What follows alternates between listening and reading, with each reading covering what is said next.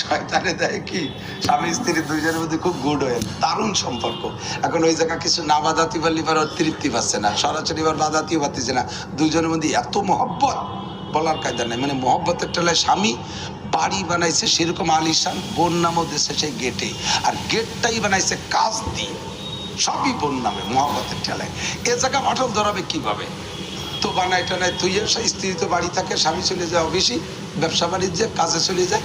শয়তান করছে কি, সকালবেলা একটু গুড় মাহাই পেয়েছে গেটে নিচের দিকে। এই কুড়ির কাছে গেছে কয় পিঁপড়িয়া, গুড় বালি তো পিঁপড়ে যাবে, পিঁপড়িয়া মাসি এইগুলো গেছে। এই মাসি পিঁপড়ে দেখে গেছে সে জায়গা টিকটিকি, টিকটিকি দেখে দৌড়ে গেছে বিলেই।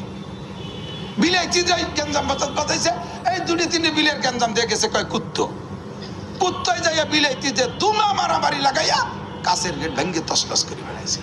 বিকেল বেলা স্বামী এসে দেখে গেট নাই, মেজাজ এসে গরম হইয়া, কি ব্যাপার গেটের অবস্থা কেন?